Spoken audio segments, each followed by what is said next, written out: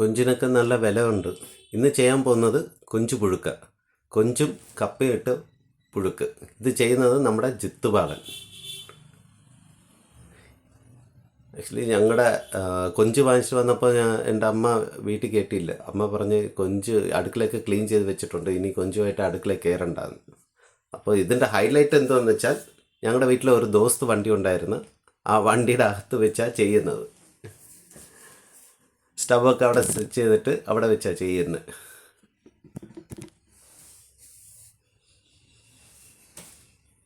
നല്ല മഴയുള്ള സമയമാണ്. നല്ല മഴ ഉണ്ട്.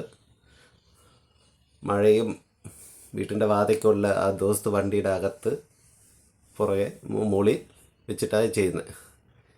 കപ്പയൊക്കെ വെട്ടി ക്ലീൻ ചെയ്യണം. തൊലിയൊക്കെ എടുത്തിട്ട് നല്ല ക്ലീൻ ചെയ്യണം കപ്പ.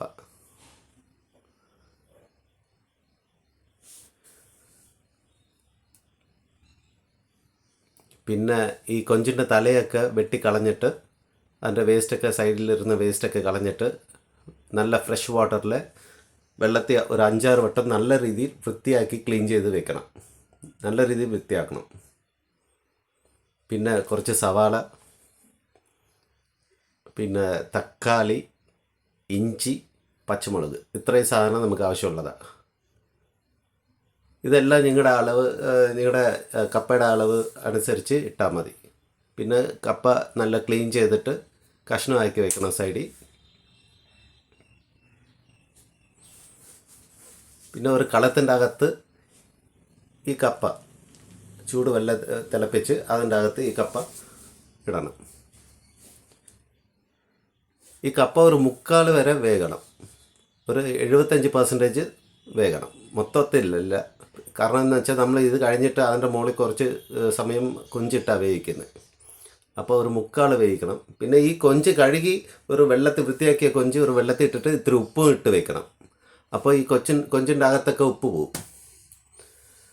പിന്നെ ആ കപ്പയുടെ അകത്ത് ഇത്തിരി ഉപ്പ് ഇട്ടിട്ട് അരിഞ്ഞു വെച്ച ഈ സവാളയും പച്ചമുളകും ഇഞ്ചിയൊക്കെ ഇട്ട് കുറച്ച് സമയം വേകണം. ഇതിൽ ഈ കപ്പ 3/4 വെന്നിട്ട് പിന്നെ അത് കഴിഞ്ഞിട്ട് ഈ സവാളയൊക്കെ ഇട്ടിട്ട് ഒരു 10 മിനിറ്റ് വേകണം.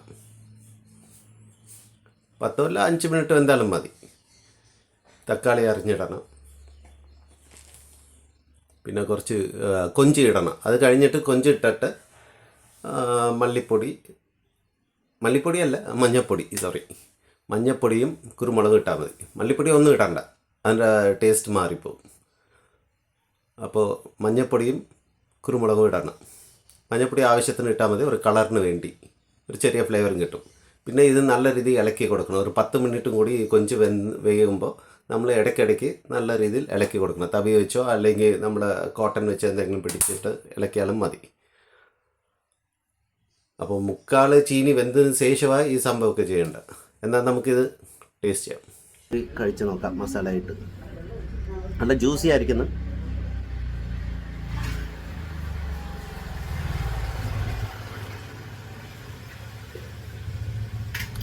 നല്ല ചൂട്. കറക്റ്റ് പറഞ്ഞാൽ